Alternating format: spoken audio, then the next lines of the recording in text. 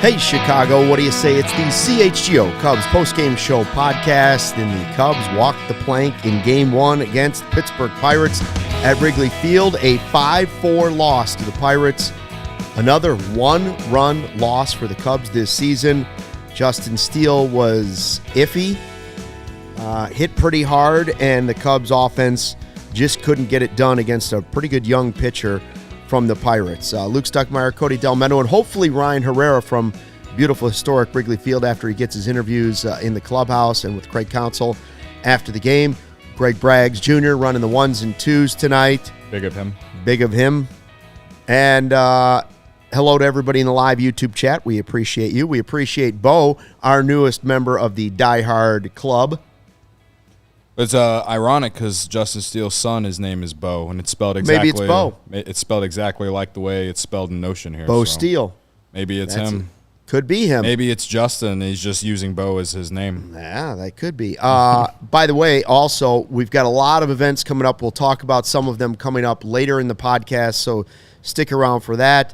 We don't want you to miss any of them, including tomorrow, Friday 120 Club, episode number 4, right? The 4th Friday 120 Club, and it also happens to be Cody's birthday. So Cody is winding down 32 and getting ready for 33, the final hours. How did you celebrate 32 going out? I watched the Cubs lose. Yeah. By 1 run. The day I turned 32, the Cubs blew a 6-0 lead, so I guess it was only right that they would lose on my way out. Bookending 32, yeah. Yeah, but hopefully 33, there's a lot more wins. Yeah, this one, I tweeted it, man. Like, I'm honestly just kind of annoyed because you had a good chance to just keep building some momentum after a nice win, a huge win to avoid the sweep against the Braves last night. Come back to your home ballpark where you've played well this year. Play a team that really didn't play that well against Milwaukee this week. You know, Milwaukee didn't play today, so if you had won this game, you would have got to within a game back in the division. Right. But, you know, you lose a one-run game. I can't throw this in the you gave this game away folder because you never led. But, you know, when you allow a team to score 2 runs in the first inning, it kind of sets the tone for a game. I'm not saying the game was over at that point. I'm saying that, you know, starting before your offense even comes to the plate down 2-0, you know, puts a lot of pressure on your offense to get going. And Jones, for the Pirates, I know they're not good, but Jones has been really good this year. He's probably, you know, as far as National League rookies and pitchers, I know Shota has been right up there, sure. But Jones has been great too. So it's not like they got owned by some guy who sucks. But I feel like that 8th inning, you have to be able to get more than 1 run. When you get, you know, they honestly gifted you. You got hit by a pitch, and then Bellinger gets a swinging bunt and only gets to gets to second base because of a throwing error. So you have second and third with 0 outs in the 8th, and Morel hits sac fly. Admittedly, when he hits it, I thought it was a homer because of the way it came off his bat. I was the classic Cubs May have fan. jumped off the couch. May have jumped off the couch. But they got the 1 run in, but then who was it after him? Happ strikes out. Bush walked. I can't remember how those other 2 out. I know Madrigal got the last out of that inning, but either way, Madrigal had an opportunity. Yeah, so did Happ. But it was with 2 outs, and you just, I don't know. I felt like you have 2 runners in scoring position in that 8th inning. You had to been able. You should have been able to get 2 of those guys home, especially second and third.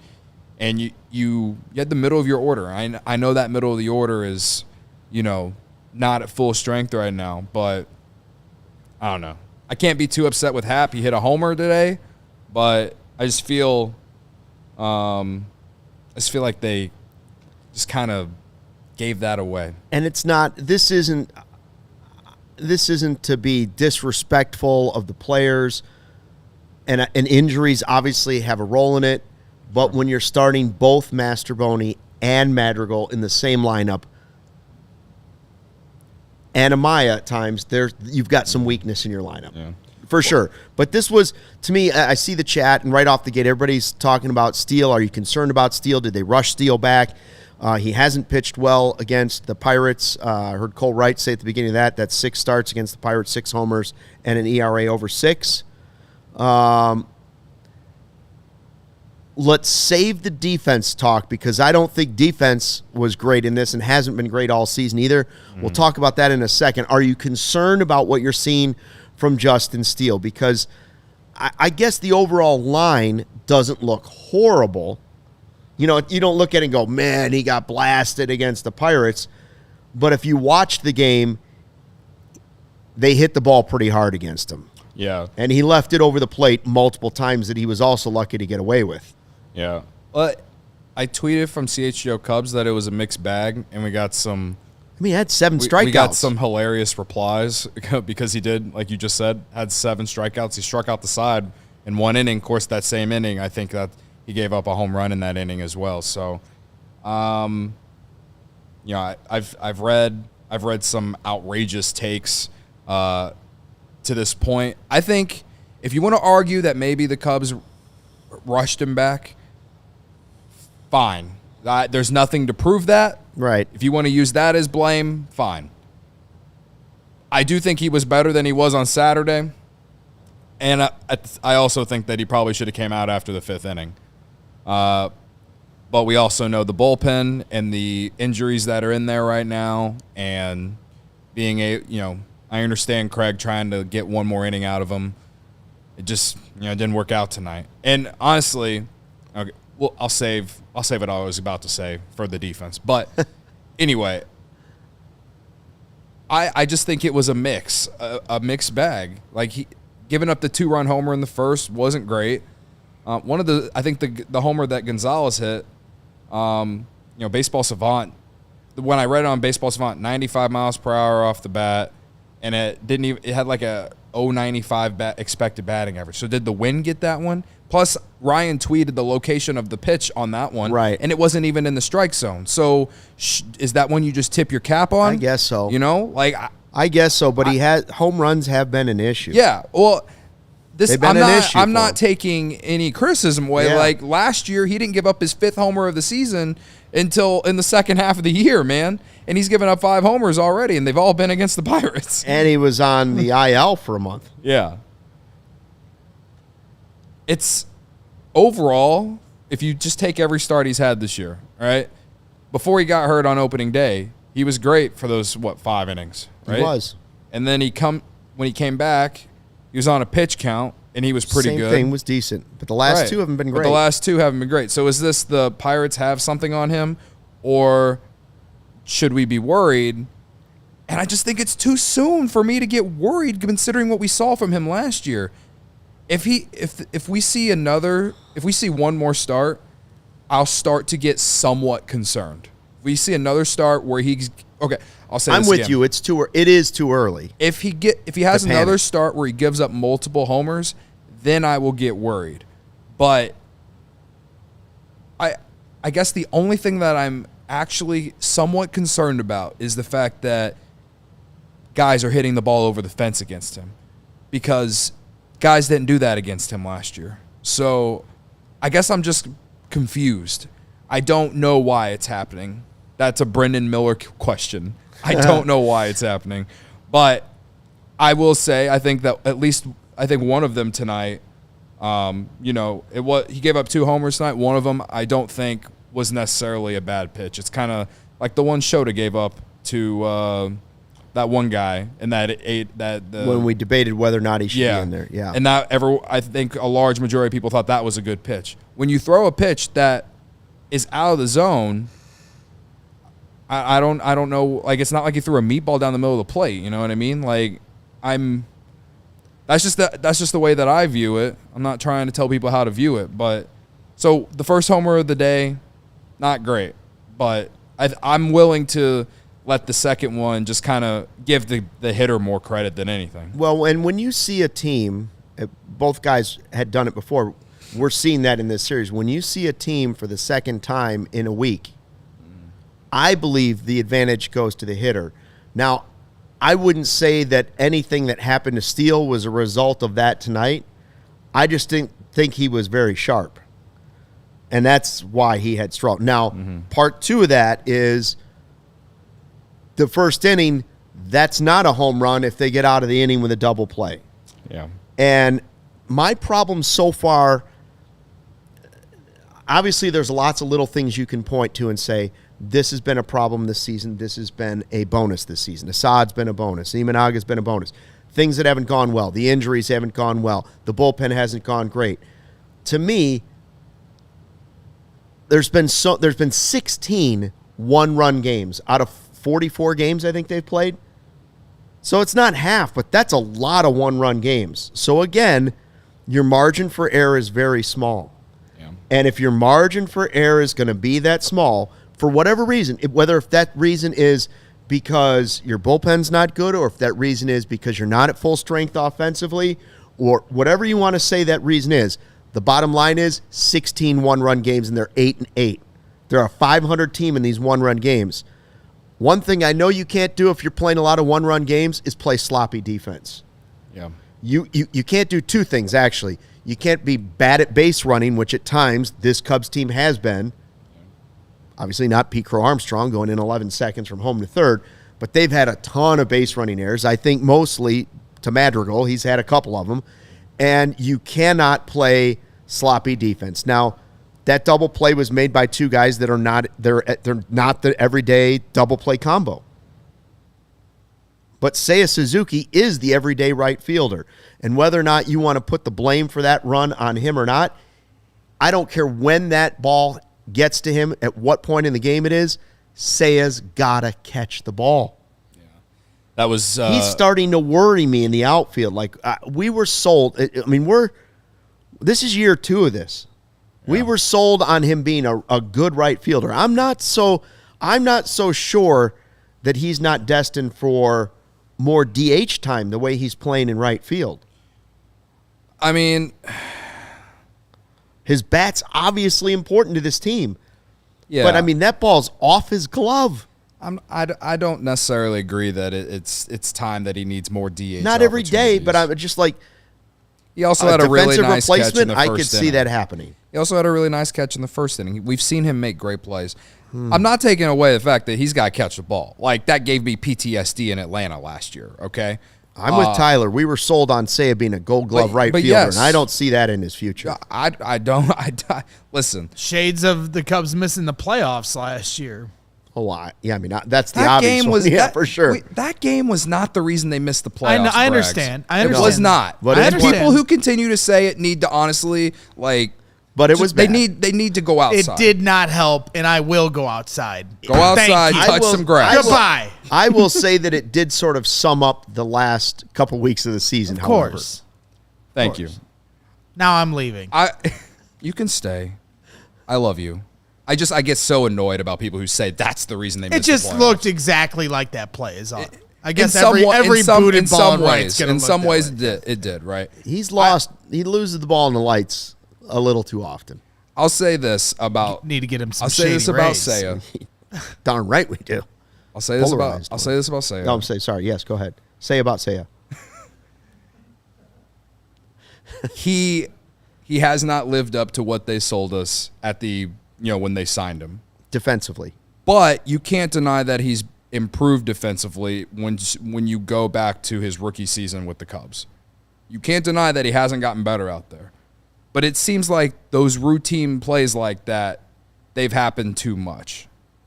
There was another game in the middle of last year where it was literally a routine fly ball and he just dropped it. I want to say it was against the Mets. I don't know if I'm right on that. Obviously, everyone talks about the game against the Braves. But he also makes really good plays, too. I don't know what to make of it, Luke. It would be different if he legitimately looked like Alexander Canario out there all the time. this is a serious question. Braggs, for you too. If the game is on the line and you know a tricky ball is going to be hit to somebody, would you rather have it hit to Morel or would you rather have it hit to Seiya Suzuki right now? I'd rather it be hit to Seiya Suzuki. Probably, but it's close enough that I'm uncomfortable with it. I think you're using you have recency bias. I think you have recency bias here. Yes. I'm not taking and William criticism away. I'm not taking criticism in the chat away. saying also right field at Wrigley is one of the most difficult right fields. It is a tough right field. Of course, some of these plays have been on the road though. Everyone took Jason Hayward for granted, but whatever. I'm not taking criticism away. He's got to catch the ball. Yeah. And the game in Atlanta last year, yes, it is going to live in my nightmares forever. It's going to every time he doesn't make a play out there, I'm just going to think back to that moment. Undoubtedly.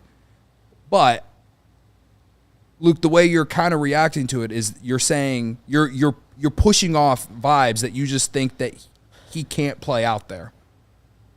And I just don't think that's true. No, he's just starting to make me uncomfortable out there. Okay. Right field in general makes me uncomfortable. It just does. When he wasn't out there, we were like, wow, this is why we need Seiya, because they were marching everybody and their brother out there to play right field last year, and they were like, this is why they need Seiya.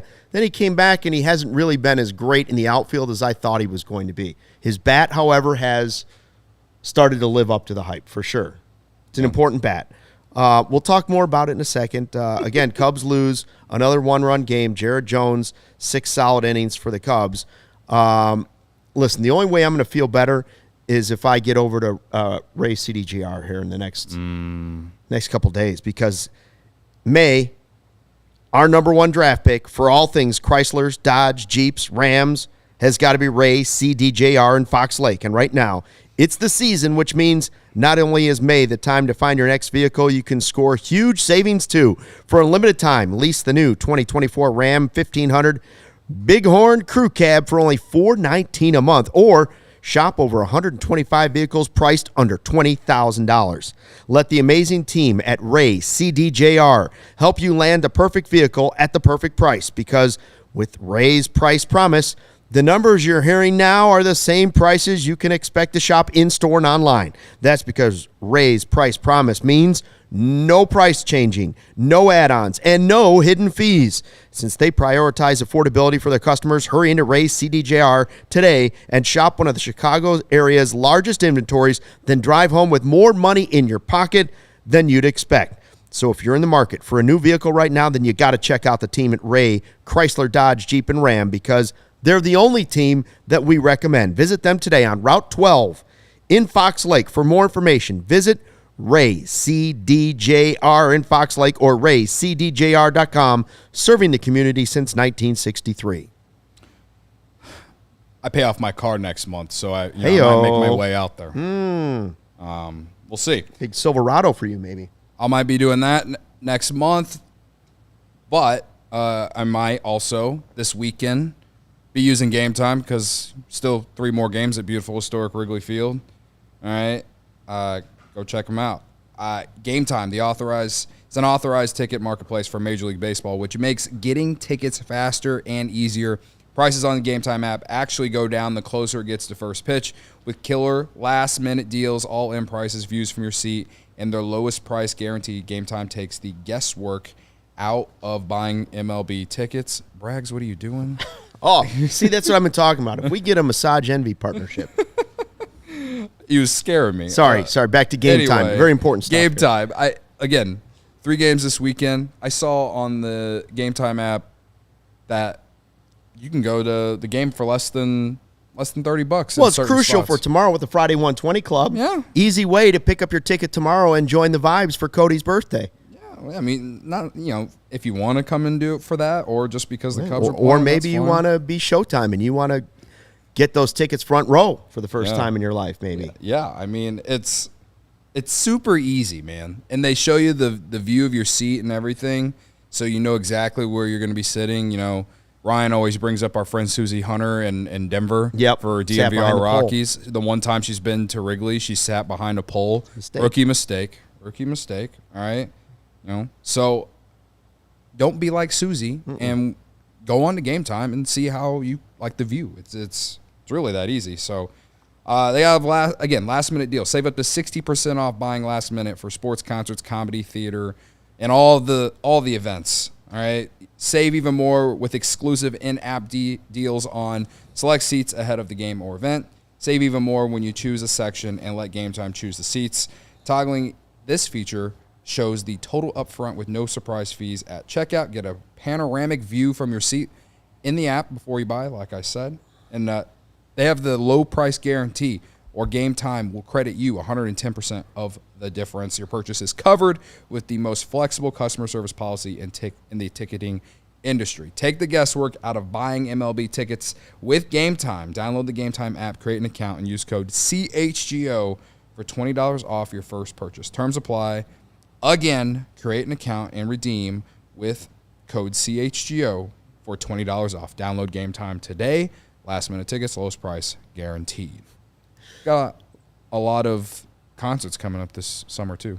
Well, we sure do. And good comedians coming in too. Yeah. But I know you're ready for the JT concert. JT, Def Leppard, and Journey at Wrigley this summer. Yeah. Oh. Brothers Osborne's going to be at the Salt Shed in June. My wife and I haven't been to the Salt Shed yet. Yeah. I haven't been there either. The old Morton Salt. We're going to, I'm right there off of Division. Brothers Osborne moving up the charts. This is one of my favorite bands right now, so I'm excited for that. Going to Windy City Smokeout in July. Oh, yeah. Ooh, that's good. That's a good lineup. Yeah. They've had better, but it's good food. There you go. It's damn good food. Okay, so related to... Do we have any more ads? Yeah, I got one more for you. Okay, go ahead. I did want to say that the Godfather is very upset. He says everybody stinks. And Daniel says I need to find some EDM tickets. Yeah, is that David Guetta guy? Is he playing this summer? Do I need to be there somewhere? Listen, guys, Ian Happ provided the power for tonight's game presented by Illinois Pork Producers. Savor the flavor, savor the gains, and celebrate any occasion by enjoying the best pork produced by Illinois' pig farmers. Happ homered from the left side against Pirate starter Jared Jones after sitting out the last two games because he hadn't been playing well since he beat the ball into a double play, beat it into the ground, and things just have not been going well. So the home run was something nice to see. Now, I would have preferred, I guess beggars can't be choosers, but I would have preferred that home run been opposite field or into center field. When Happ is trying to pull the ball too much, this was pulled right down the line. Love it. Love that it's a home run. But if he's going to hit a home run, a better sign would be the ball going opposite field. That's when I think you'll start to see that Ian Happ is on his way back to being the Ian Happ that can be more productive for this team. Sure. When he's a little pull happy, it seems like that's where in his career he's gotten into trouble. I'm not saying that at bat specifically, but that's something to look for in the next week or so. Luke Stuckmeyer being a little picky. I have been known to be a little bit picky, but at least it was good to see him respond after 2 days off because it's been we've talked plenty about it, and the chat has said plenty about it too. Yeah, it's been a struggle. Yeah, I mean, you got both sides of the Happ season tonight, right? He hit the homer, then he strikes out in a big moment in the 8th inning. I thought I was like, this is it. Yeah. This is his chance. Yeah. And I felt like he worked a good at bat in that 8th inning. It's just like in that moment, you got to put the bat on the ball. You got to put the ball in play. I will say the pitcher threw a really great pitch on, was it Holderman or whatever his name was? And he's been pretty good for the Pirates this year, based off the numbers that they had on the screen for Marquee. But you know what? I think that the 2 days, we'll see if it really pays off. We know he plays well against Pittsburgh. I don't know. I wasn't here for the show on Monday, and I know everyone was yelling and screaming about Ian Happ, and I found myself just explaining to people. We had people on the timeline complain about, why'd we extend Ian Happ but not Chris Bryant or Javi Baez? And it's just like, you're not watching what's going on with them, that's for sure. What? And it was just kind of ridiculous. Now, I agree that he's got to be better and he's got to hit more. Yesterday, I literally sat here and said that Mike Tauchman deserves to be playing left field every day more so than him. All right, like I understand. It's just like I'm not going off the deep end about it. So yeah, I think tonight is a building block for him. I think that at the very least it's a building block. Just got to continue to see him hit the ball hard. The strikeout rate is what kind of concerns me with him, because his first couple years in the league, he struck out well over 30% of his at-bats or plate appearances. And then he kind of went through, those issues in 2018, 2019, not being a full-time player, starting the year in AAA, all those things. Comes back. 2020 was honestly, you can argue he was the best hitter for the Cubs in those 60 games that no one talks about or cares about. And then 2021, first half was really good. Second half was really bad. Me and you legitimately thought, he could have been non-tendered. We've talked about that. 2022 was an all-star. And 2022 is the first year where it looked like he seemed to sacrifice power for more contact to be more of a professional hitter, more of a contact-based hitter.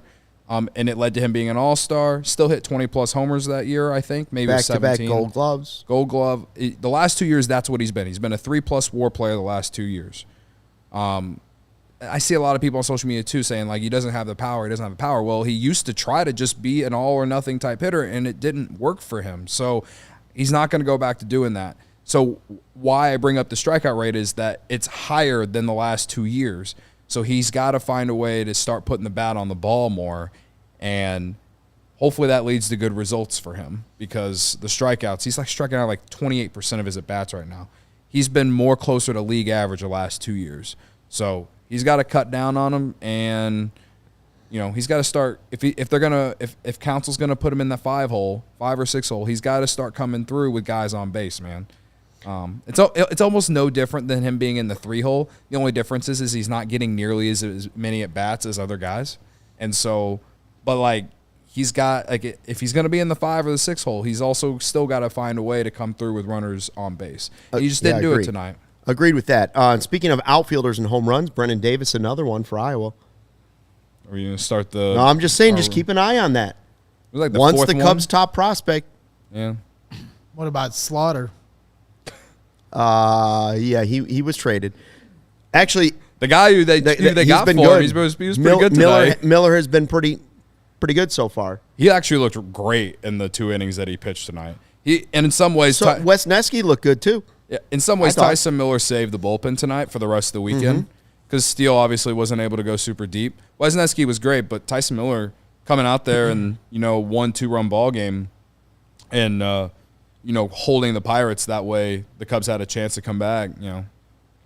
He looked great, in all honesty. So I don't know if it's the Pirates, if it's because you're facing the Pirates, or if he's just on, whatever. But it's definitely an encouraging sign to see him do that. Did you guys think they were too aggressive against Jones early in the game? No walks. One thing we have talked about is when you have Happ in the lineup and Tauchman in the lineup, you're usually going to get a lot of at-bats. Now, this is the 3rd straight game without Nico. Is that correct? Mm-hmm. 3rd straight game because of the hamstring injury, not in there. And he's another guy that'll get you some quality at-bats where you can get the pitches up on a young guy. Dexter Fowler started the post-game show on Marquee saying he wasn't in the strike zone that much. They were helping him out too much. Mm-hmm. Did you feel that way, like the Cubs were being maybe a little too aggressive with a guy that is normally in the strike zone but wasn't tonight? I mean, considering they struck out 11 times tonight, perhaps. They did walk once. Michael Busch did walk in that 8th inning. And I'm looking at the lineup now. So if you go back, Morel gets a sac fly, then Happ strikes out. So that's 2 outs right there. Busch walks, then Madrigal grounds out up the middle. So to everyone who was listening to us at the very beginning of the show. But, yeah, I mean, you had 1, 2, 3 guys strike out twice tonight. And after all the really great things we said about Tauchman yesterday, he strikes out twice tonight. Maybe we should probably just never talk about Mike Tauchman ever again. Right, yeah. It was a weird night for him. He did have a hit and scored a run, was a big part of that 2-out rally. Bellinger drove him in the middle innings on that triple that he hit. So, it's rare to see a guy like Mike Tauchman strike out once, let alone twice. Madrigal twice, Bush. A little bit of a mixed bag from Michael Bush tonight too. Like a lot of the highs and lows. Yeah. He had a double. He walked, but he also struck out twice.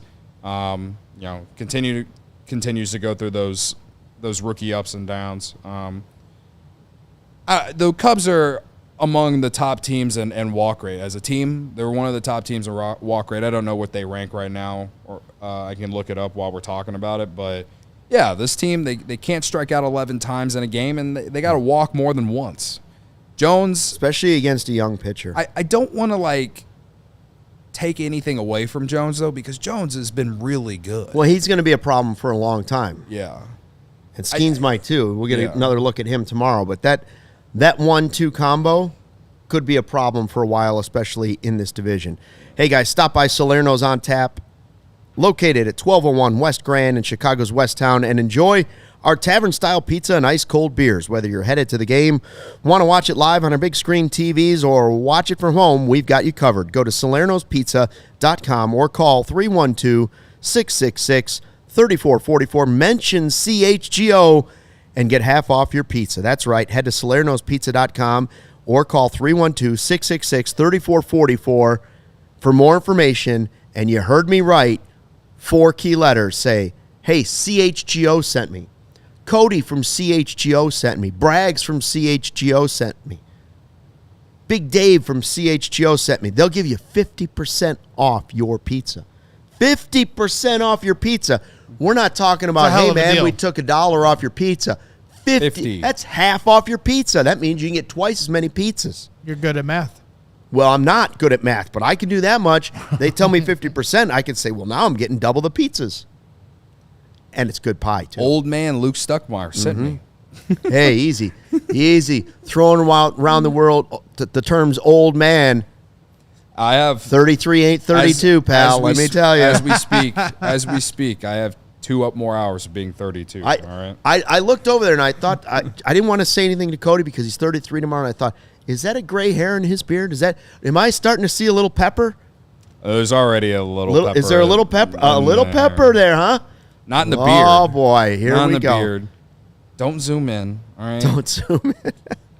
I have. I'll tell you what. I look in the mirror and I'm like, don't get me started. Yeah, I have to go to CD1 Price Cleaners. I was going to say, once this. you hit like 35, you start thinking about deals. Where can I get a deal? Can I save 10 cents on my gas if I go across the street? Maybe. But dry cleaning's a place where you can really make some savings. You get some Salerno's pizza sauce on your shirt. Yeah. Go to CD1. Because I'm a mess. tomorrow I'm gonna be 33 and a mess. All right. So I might need CD1 Price Cleaners. All right. The reason that I might go to them though, they got low prices. Customers save over 30% on their dry cleaning bill by switching to CD1 Price Cleaners. Other cleaners charge a different price for every garment type. Plus, they have upcharges, and you may have to pay a different price each time you visit. At CD1 Price Cleaners, they charge one low price for any garment. Yep, even your sports jerseys. So perhaps I might be in left field at beautiful historic Wrigley Field tomorrow, and perhaps maybe I get a little mustard on my Rizzo jersey or whatever shirt I'm wearing, my Friday 120 shirt, 120 Club shirt, and they will clean it for all the same price, no matter what it is. All right. CD1 Price Cleaners has your order ready the same or the next day. Other cleaners take 2 to 4 days to have your clean garments ready. They even have text alerts, which is awesome because I hate getting them via email because I get too many emails. Did you need my readers? I didn't need your Not readers. Yet. Okay, Not just yet. checking. That's dirty. I'm going to send you I'll to check CD1 again Price next Cleaners. week. Yeah. Check in next week. All right. Anyway, wide variety of services: dry cleaning, wash and fold laundry, blankets and comforters, tailoring and altercations, leather cleaning, and I keep saying this. I need to take my rug in there. I have a rug that's made it all the way through the winter. They do everything. I need to take my rug in there, okay?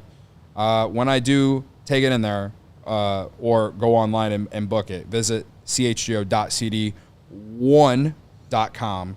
Link in the description. Once there, you can pick an in-store coupon or online pickup and delivery coupon options. That's cd1.com. Okay. What were we were talking about? Now it's two old guys. Braggs, what were we talking about? Baseball? I remember we were talking about the defense, and then we were talking about the offense. Well, and then I brought up Brennan Davis. Yeah. And I brought up Miller had been good. And We were arguing about something. Okay, can we go back to the defense? Because I'm not really done talking about The the chat defense. doesn't you're not remember as down as the defense as I am? No, I'm asking if we can go back to the defense. Yeah, let's 'cause go back I to the am- defense. I'm not as down on Seiya defensively as you are, but I'm just like, I don't know how many more days we all, as a general public, and I say this like you said at the beginning of the show, Luke. Uh-huh. I don't know how many more days as a general Cubs community we have to sit and watch Nick Madrigal play baseball. I don't like. I'm not trying to be disrespectful. The guy is way better at baseball than I've ever been in my entire life. But this guy is so frustrating, That bro. was cold. And I know he had an RBI tonight. He drove in. I want to say his master. He did drive in a run, yeah. Bush. It was Bush because of the double or whatever. I think that's what happened. So he did get some hits. He did get a hit tonight. But I mentioned earlier the 2 strikeouts. But then also, like, that was a tailor-made double play in the first inning, man. And then Steele gives up the homer. Does Steele have to be better and not give up the homer? Yes. Yes. But as I've talked about before, this team is supposed to be built on defense. They literally brand themselves on being a great defensive team. They literally brand themselves on Hang it, their man. head on it last year, hanging their head And I on. know Great D. know it's not Nico and Dansby up the middle because of injuries right now. And I have to a rational fan has to have some sort of limited expectations. If I'm going to be a Mastrobuoni guy, I can't shit on Nick Madrigal as much as everyone wants to shit on Mastrobuoni. I understand that, all right? At least Mastrobuoni hit the ball in the air multiple times tonight. Also, he's actually been productive the last couple games that he's actually played in. Madrigal just continues to frustrate me, man. Continues to frustrate me with his at-bats. He swings at everything. He cannot work an at-bat. How many times? It's like death, taxes, and Nick Madrigal 0-2 counts. And he just swings at everything that's not in the zone. On top of the fact that his defense, I know that he has become a better defender over at third base, but I mean, that was as tailor-made as it is at second, which is something that he has played his entire career. Like, it's just so frustrating. This guy was taken 4th overall by the White Sox. I don't understand. I legitimately don't understand. And I'm not trying to be disrespectful. The guy is a better baseball player than I ever was and ever will be or ever could have dreamed of. And he did homer against the White Sox last year. But he just continues to frustrate me more than any player on the Cubs. He frustrates me more than Albert Alzolay, more than Kyle Hendricks this year. Absolutely. If you ask me to rank the most frustrating players on the Cubs roster, Nick Madrigal is at number 1 on the list because he pounds the ball into the ground, doesn't work good at bats, never walks. All right. He hasn't been a good base runner. I know that. And yes, his base running isn't great either. I always try to look at players and not look at batting average and use that as a reason to say they're either good or bad. Nick Madrigal, he is the one player you can look at, and if you look at batting average, it defines the value of that player, all right? Because he doesn't walk, he doesn't have any power, all right? So he has to hit. If you're not going to walk and you're not going to hit the ball over the fence or at least hit line drives into the gaps on a regular basis, you have to get hits. It's almost the same thing with Nico Horner in a way. But even Nico Horner has improved on his walk rate over the last 2 years, okay? And also, he clearly is a better player than Nick Madrigal. There's no real debate on that at all, right? I feel bad sitting here and saying all this in some aspect because, again, I'm not a good baseball player. I really don't have the right. But it's why Gary was calling for guys like Slaughter to get a shot. Exactly. And I said that the other day, that a guy like Jake Slaughter, I wouldn't have minded him because I don't want Mastrobuoni and Nick Madrigal on the roster at the same time because to me they're the same type of player. They're a utility player at best. Neither one of them really have any power, even though Mastrobuoni almost hit one out tonight. But he just frustrates me because if it's not one thing, it's another. I really don't understand the fans who want to see more of this guy. I know Vasquez he started off the year good in Iowa, and I saw our good friend Greg Huss tweet the other day, his last 10 games, he hasn't been very good. So maybe that's why he's not here. I know Nico might play tomorrow. I'm just so tired of watching Nick Madrigal take at bats. And I thought I at least had the defense, but tonight, even his improved defense at third sometimes can be frustrating because of his inability to with the arm strength. Sometimes he plays in, and that leads to base hits because you're playing too far in. I don't know. I hope I don't sound like some disrespectful asshole. I'm not trying to be. I'm just voicing my frustration because I've had to hold it in so much. No one frustrates me more on the Cubs roster than Nick Madrigal. Can I tell you what makes me anxious?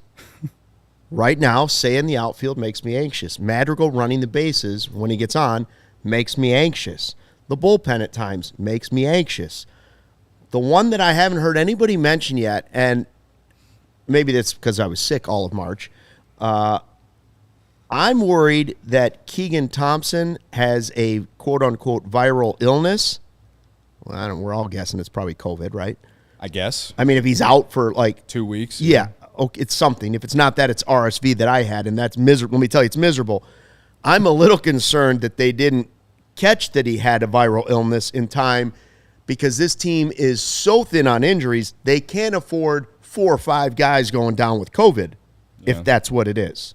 Perhaps. Not that I'm saying it's technically COVID. But you know what I'm saying? Like, I hope that now not everybody's going to get sick, and as thin as this lineup and defensively they look right now, first, I hope Keegan Thompson gets better. Second, I hope it hasn't spread anywhere. I mean, they were in an airplane together. Yeah. I guess. Is that irrational? Is that PTSD from the heart of COVID? From the toughest times of our life? Or is that PTSD from my month of March with a child in daycare? It might be your PTSD from March because you were gone for like an entire month, it felt like. I don't know. Number of times I went to urgent care in March. Yeah, I don't know, man. I say all of what I said. That doesn't mean that I don't think Madrigal doesn't have any value at the same time. But like Madrigal's best value is just as a utility player off the bench. I can't. It's already bad enough Nico's out. Now I got to watch Madrigal play second base every single day. I hope and pray to God that Nico Horner is back in the lineup tomorrow, man. And we've given Madrigal credit for learning how to play third base, which we never thought he could learn how to play, and it's not we great. We legitimately made jokes. We've said it's been effective over at third base, although not pretty because he doesn't have the arm to get it over there like you would want somebody to. And it's right to give Morel that chance right now to try and learn it because obviously the bat plays more than Madrigal's. But it is okay to expect more out of somebody on your major league roster. It's okay.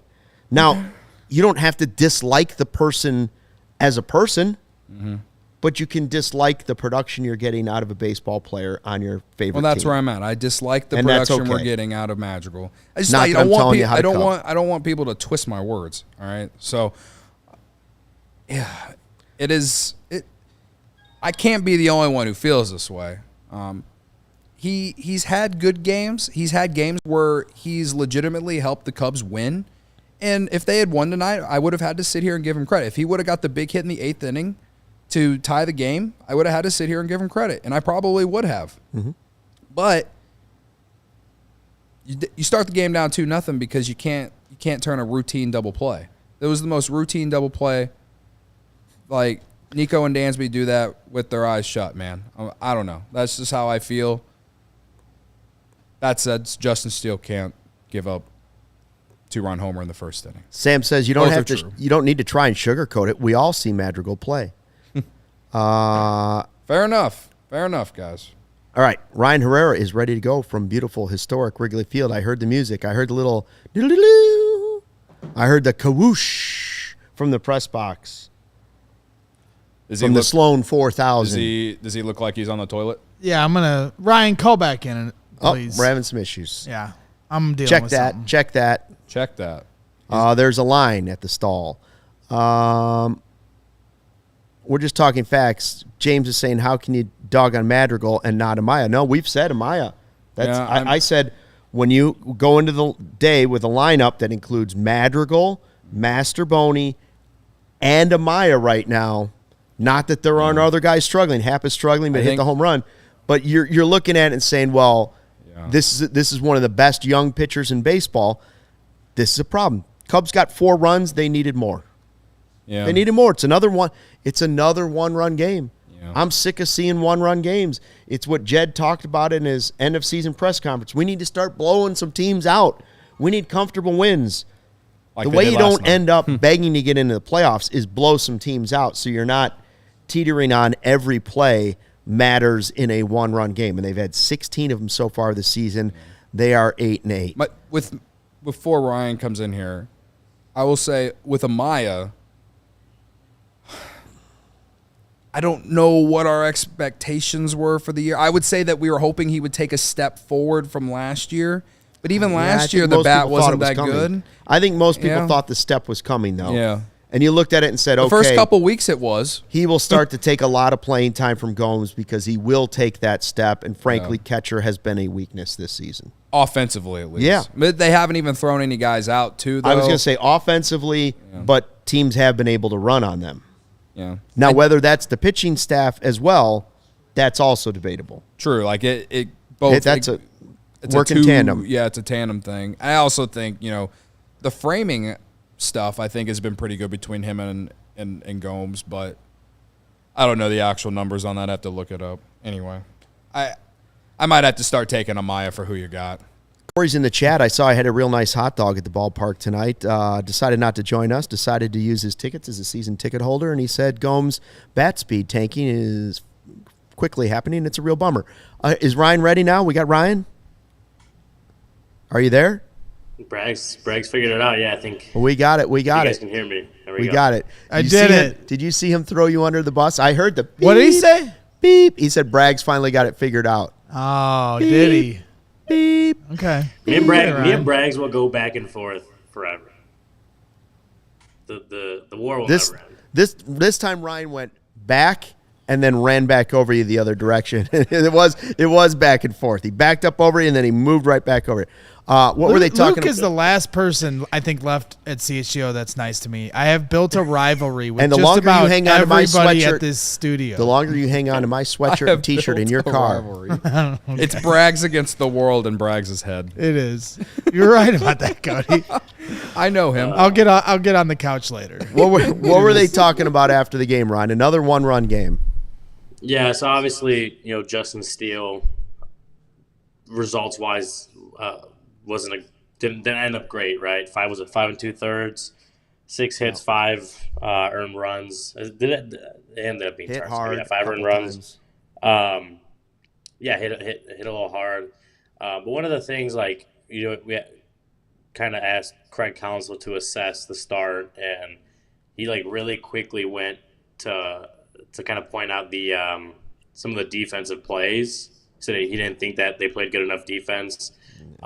Pointed out the non-turn double play in the first inning, that the home run was hit by Olivares in the next at bat, and then Saya's ball that fell. That one looked like Saya was ready to throw the ball home before the ball. It's kind of like in basketball where you're ready to shoot the ball before you even have it or something like that. It's like or football, you're ready to go up the field before you actually have the ball in your hands. Took his eye off the That's ball. that's what it looked like to me. So, but those plays led to more runs, right? Have the double play been turned, and I didn't catch the replay. I don't know if they would have gotten Cruz. Cruz is obviously a very fast runner. I don't know. They definitely had a better shot of getting him had the double play been a little faster. Obviously, Madrigal didn't get the ball out well enough. The throw felt a little slow from my vantage point. So just overall, the double play wasn't made, right? Regardless of what happened, double play wasn't made. Cruz gets on to get the home run, and then So Counsell kind of pointed to those the defensive plays as reasons why he believed the line or his performance was better than what the line ultimately shows, and I don't disagree with that. And then Justin talking to him, and he said that he actually felt a lot like he was executing pitches for the most part the way he wanted.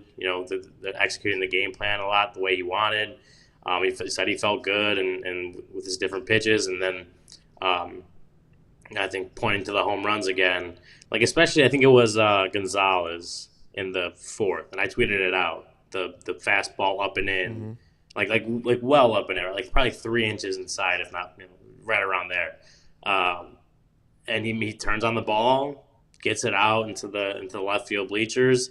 If the wind's blowing out today, and I think Justin said it perfectly, like sometimes you just have to tip your cap. For those 2 home runs, that's what it felt like to me, is just guys put good swings on good pitches and drove them out with maybe a little bit of help from the wind. But he still had 7 strikeouts. The velocity was up.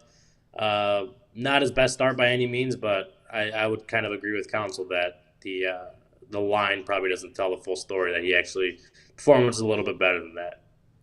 We were just talking about it. You mentioned that Seiya, the play in right, and I understand that Madrigal and Masterboni are not your normal second base and shortstop, and if Nico's playing, 99% sure that play gets turned into a double play and there is no home run, yada, yada, yada.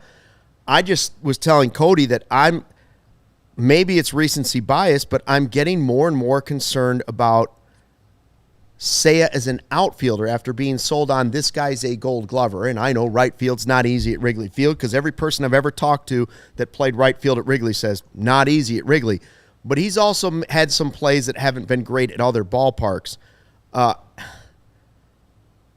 I just don't know what's going on with him. Is he just not that good of an outfielder, or is he just having bad luck? I mean, that play tonight, whether it's in the lights or not in the lights, just like last year, the play late in the season, I don't care when in the game it is. It's got to be made. It's a routine play. Mm-hmm. And even if you're just an average major league outfielder, you're in the major leagues. He knows it, but you got to make those plays.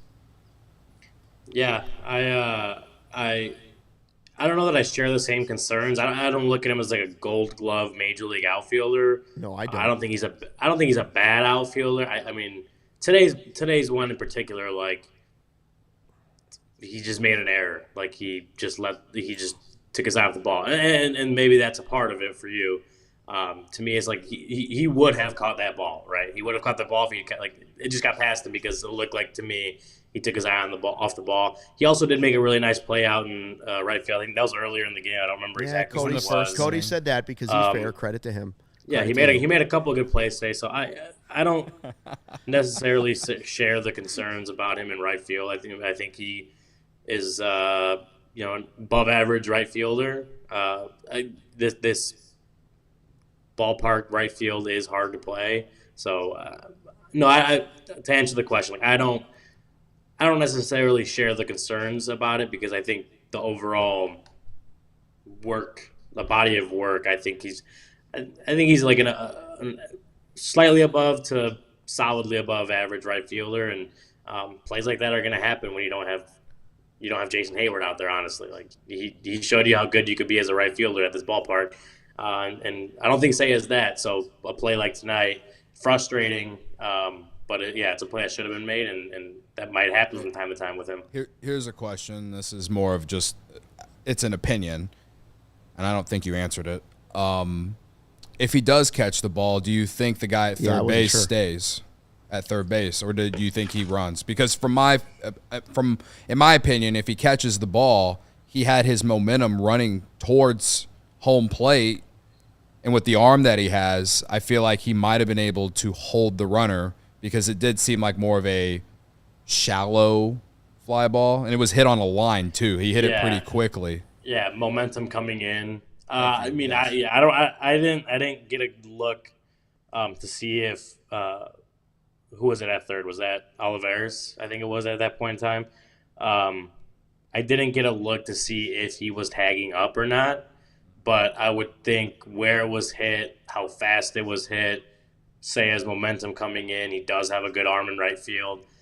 My thought is that he probably wouldn't have tested him right there with an out. I mean, it was 1 out of the time. Yeah, so I don't think he would have tested him there, but I don't know. Obviously, don't know for sure. I mean, it's all hindsight, right? But the catch, if you look at it and say, okay, maybe it's not a run for the Pirates there, and you look at the home run and the double play, and you say, okay, maybe that's not a couple runs there.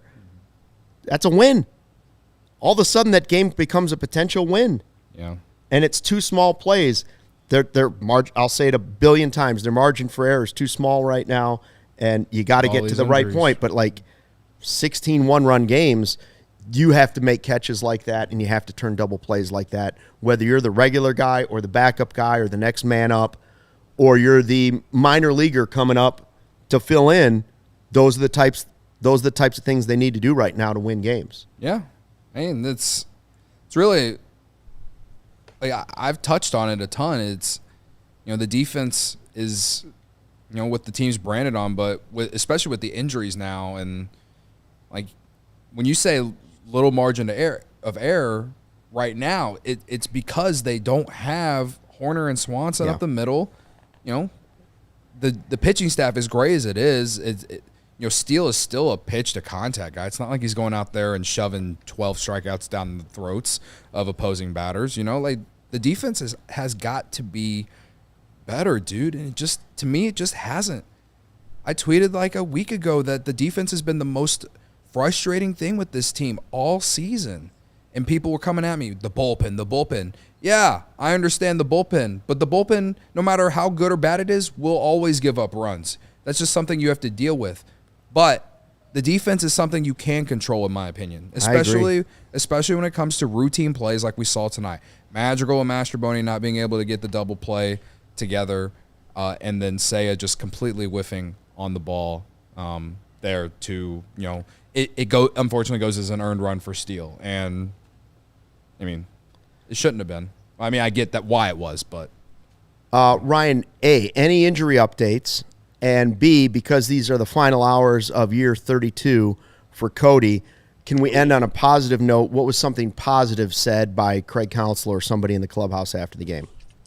To answer your first question, injury update, and maybe this could be the positive note. We talked to Craig pregame about Nico. Obviously, he's missed the last couple games, hamstring tightness. I on the field saw him taking BP. He was doing some drills with the trainers, and all we know, like no reported setbacks or anything from that. And so I think one thing that Counsell said, definitely not like a for sure thing, but he said pregame that Nico's going to go through more of a regular pregame today, run around, that he is feeling better today, was feeling better today. And then if they get good information from what he does pregame, there's hope that he can be back in the lineup tomorrow. So that was as far as we talked about the defense of the middle today. We talked about some of the offensive struggles and whatever. Adding Nico Horner back to the lineup, both offensively and defensively, is a boost. So if that can happen tomorrow, especially with I think it's Paul Skeens on the mound tomorrow, that could be a pretty big boost on both sides of the ball. All right, sounds good. Should we do who you got, or you got one more thing? Sorry. I was going to say one more thing. We did talk to Hap and today. Obviously, he had that mental reset the last couple games. He even DH'd on Monday and then had back-to-back days off. Hit the home run in his first at-bat, second pitch of the game, or of his at-bat. It was a good sign there. He said he thought he actually had good at-bats throughout the game. Obviously took advantage of the fastball in the first at-bat, but felt like he made good swings, and wasn't swinging at bad pitches. He didn't think. Took a good curveball here and there. So not necessarily the results, but he also had that one play down the first base line that I don't remember who was playing first base, but Connor Joe, I think it was at the point in time, made a good play on a ball down the first base line. At a 420 expected batting average, which is not super, super high, but a ball that probably could have been another hit for him. So I think both him and Counsell talked about this was a good first step for him coming off the reset, trying to get back to where he was. And so, yeah, it's up to him to get there, but you hit a home run in your first at-bat coming off a break when you've been struggling for multiple weeks. Yeah, it's a good first step. You still have work to do, but definitely a good first step. All right, we're going to get to who you got in just one second, but Cody, first I want to know, where can you find tight money line splits? I'm glad that you finished the sentence, Luke. Circa Sportsbook, though. I forgot that we had to read Making this. dad jokes already. Yeah. Credit to me. Circa Sportsbook. Those tight money line splits you're talking about, Luke, Circa, they're great because they give you the best odds, in my opinion. All right, the games strive to be a -110 split on their menu, unlike other sports books, which may use -115 or -120 splits. Circa Sports keeps as little money as possible on large market bets, especially compared to other books. They don't limit players based on their winnings either. Every player has the same limits, unlike other books who do limit winning players. They actually encourage bettors to download and explore all sports betting apps available. And then their customer service is awesome. I can't wait to see the people at Friday 120 Club tomorrow from Circa, so I can tell them that my story that I had with their customer service team via email. Make it super easy. No bots. You don't get to deal with chat bots.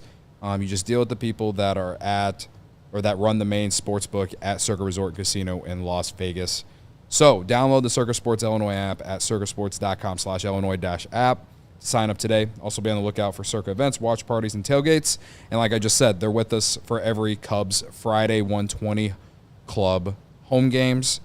If you or someone you may know have a problem with gambling, call 1-800-GAMBLER, text GAMB to 833-234, or visit areyourreallywinning.com.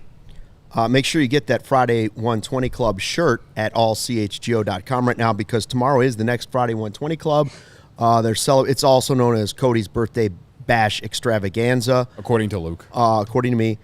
Braggs is subbing out. Matt Peck is subbing in tomorrow. The signs were made tonight. I'm not going to give them away. Pretty good signs ready for tomorrow's game. Show up at Murphy's if you can before the game. Get your own ticket. Get your own ticket for the bleachers, or if you have tickets to the game, meet everybody over at Murphy's in the morning before the game. Then everybody goes into the bleachers together, tries to sit in the same area with the Friday 120 Club shirts. Maybe it's the green takeover we're talking about. That's what we're looking for. By the end of the season, we're going to call it the green takeover. And that's going to be a good time, and then almost home afterwards, right? Mm-hmm. But that's not the only event we have coming up. We have the Watch Along coming up Tuesday. Corey and Brendan are going to be in studio with us, and we're going to watch the game live on YouTube with you. So we'll be commenting with you, and you can all complain about Madrigal and Hap, whoever else you want to yell about, decisions from council, all those things. We'll do that on Tuesday. Bullpen, then we have the bullpen. watch party a week later is the watch party in Elk Grove, right? Yes. What's the bar, Ryan? The watch party? Real time sports bar and grill. Real-time sports in Elk Grove. So that's coming up. That's going to All be of where Ryan's family and friends will be there. Yeah, it'll Miles be Stomping Grounds. Blue Moon and Miller drink deals and specials, and we'll hang out at the bar and watch it. I'm not sure if we're doing a post-game show or not for that, but It's kind of like on the fence, but we're at least going to have a good time. And, again, Blue Moon and all the good stuff will be there. And we had a good time. But the big thing, at the end of June, they're already on sale. Right now you can get them. Tickets to the party bus, heading down, taking over what I like to call Miller Park, going to Milwaukee. We're buying a group of tickets. You can get in on it. Discounts for the diehards. Everybody takes a bus from downtown Chicago, or you can meet us and we'll pick you up at Circa in Waukegan if you live on the north side. And they'll make a stop there, hang out, place a few wagers, then go up to Milwaukee, maybe a little tailgate action, go to the game together. It's a full day, man. Yeah, we're not just calling it Wrigley North anymore. We're calling it Wrigley North CHGO. Is that what we're calling That's what we're going to call it. That you just The whole section will be called Wrigley North That's what CHGO. we call in the business a working title. That's right. Yeah, so We're working on it. I know everything that Luke just said is a lot, but it's all on That's allchgo.com. what we got going on, a lot. We have a lot going on. We have listened to all of your feedback the last 2 years. People want more events. We have more events. So. Oh, we got the crossover takeover, too. We're The buying Crosstown? tickets for the June crosstown. I meant for June 4th against the Sox. We're buying a group of tickets. The vibes couldn't have been better than they were last year for that. Madrigal homer, Morel walk-off. Well, and I called both of them sitting next to Herb. If you remember, I was in Indianapolis covering the NFL training camp with the Bears. And so I was very FOMO not being able to be with you guys when Morel hit that walk-off. That's an epic Cubs Sox moment. Yeah. And I wasn't there, although I was able to shove it in Adam Hogue's face and his big mouth for acting like the Sox And had won Carm, that who's game. also a Sox fan, trying to jump on our train. Carm is a nothing fan, so he doesn't know who he is in life. Gosh. Hoag's also losing his mind too. He's like a Brewers fan all of a sudden. So Right. Yeah, I who don't knows with believe those it. guys? He won't be allowed on the But bus. I did, because of my FOMO from last year, missing the Cubs Sox crosstown takeover here at CHGO. I put in a request, and I will be with you guys for that takeover. Nice. Awesome. Nice. We'll probably have a sign. We should make a sign. We should make a sign, yeah. There's a 99% chance we'll trigger somebody with We should said make sign. Herb hold a sign that says, "Remember when Madrigal hit a home run against the White Sox?" Ryan, who you got? What do we got? I don't remember who took who tonight, to be honest with you. I took Master Boney. I'd probably have to give it to whoever had Hap. Oh, what do you know? That was me. I do remember after all. Yeah. Prevagen, take me away. That's right. That's a winner, baby. Hap a winner. Yeah. Even though he has a had the home run. opportunity late, he had a home run, like after 2 days off. It would have been Mastro if that ball had just flown a little bit Lots of guys farther. had opportunities to He steal that away. He almost after hit the an early home Oppo run, yeah. taco, and I would have been insufferable in the Slack channel and on the internet for at least a few hours. Make sure we get that into whatever stats you're compiling over there for who you got. The unofficial The stats, unofficial- according to you. Ryan stats. We Yeah, call them I the was Ryan just- stats. I was thinking about this. Stucky took Hap and then Hap homer today. Are you like taking some of Cody's power of turning around? because Trying Cody, to. I waited He's for trying Cody to to. take a player, Like- and he Oh, took that's true. Master Boney. And then I Like said, the nobody's Monstars? taking Hap. What we need is a hero. Okay. And I looked in the mirror and I said, Maverick's your guy. We need a hero, right? And the music came on, and I put my glasses on. I got in the car. I said, "Give I me am Hap." asking live here on YouTube right now for my birthday. Can I please take Kyle Hendricks tomorrow? You want to take Kyle Hendricks? I want to take It's Kyle your Hendricks birthday. tomorrow on my birthday. Yes. Give me Kyle Hendricks if you Ri- will Ryan? allow it. That's up to Stucky. It is a up to the birthday pick. commissioner. Although, if anybody asks to take a picture, it is Cody like 3 times a week. Yeah, That's Like, not it's true. it's not Like just 3 for times a true. week. I have to save Kyle Hendricks. I have to save Justin Steele. I have to save Imanaga. He has the best Hey, you wanna ERA in take baseball, quads? Cody. This I is gotta not save true. him. This is not true. I gotta save Imanaga. I gotta Luke- save the ass man. They're top 4 in Major League Baseball Luke in ERA, is Cody. spewing lies. These are FAX facts. They're not, Okay. they're not complete. They're not complete truths, but they're not far from it. Right. We'll let if Cody wants to take Hendricks tomorrow, we'll let's let go. him. You know why? Because yeah, brother. it's after 32, it's all downhill, baby. Yeah. Well, we got to start 33 on the right track, and it's either going to go one way or the other. Or It could go real bad. If he It could go if he real has well. a bad start, then I'm setting the tone for how bad age 33 is going to be. But if he has a great start, though, it's setting the tone for how the year of 33 is actually the year of me. And who- while we're also in the year of the Codys in general right now. So. And who was number 33 for the Fighting Illini basketball team? In current? Yeah, last year. Scottie Pippen season is what it is. Coleman Hawkins. Yeah, I was like Coleman Hawkins. Is it the Peanut I'm really bad Tillman with or the numbers with Scottie Illinois- Pippen? with Illinois. It's should've for me. known It's that. Scottie Pippen. It's still Scottie Pippen, always 100%. Pippen. One's in the Hall of Fame. The Who would other you one, say? maybe. Peanut Tillman was Oh, 33, Peanut. Yeah, wasn't he? Yeah. no, but it's always Pippen. 30, a lot of good 33s in the Peanut, season. though. They're not 23, but, you know. Yeah, 33 Peanut for was the a good Cubs. 33 for Cubs. Cubs history. 33. Yeah. I don't know one. I figured it was Coleman Hawkins. I just All didn't right, want to sound chat. like an idiot online. Let's hear it. 33. Without Who's- Googling it right now, who's number 33 before we go in Cubs history? Can you name somebody that wore number 33 for the Cubs? I I can't can't. name a single person. That's yeah. I want to say it's like a pinch hitter. It's a pitcher. I'm going to for say it's a sure. reliever. It's Yeah, going to a be some pitcher. reliever, or it's going to be somebody from like 1892. Michael Wirtz.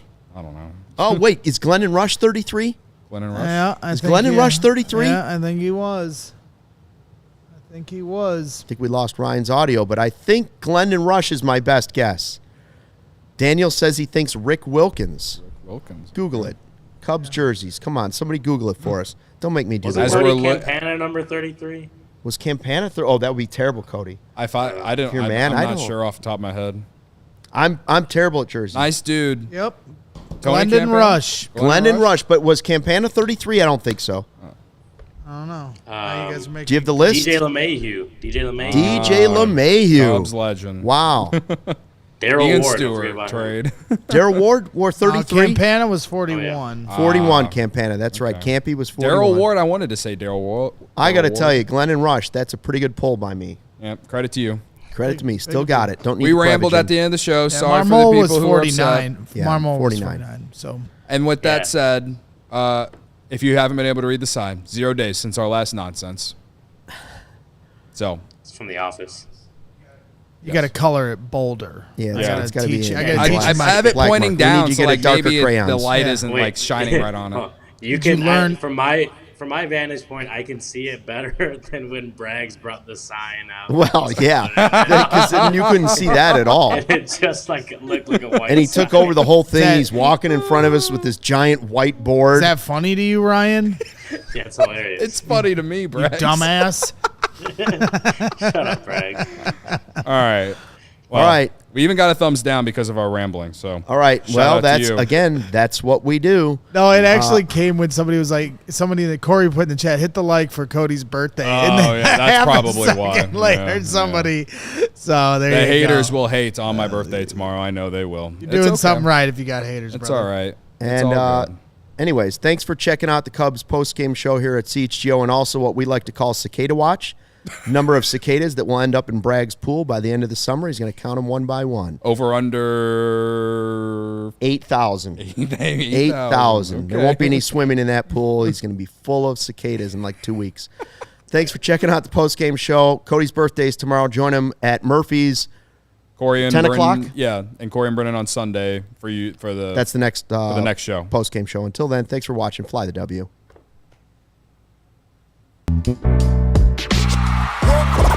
We all silly like the mayor.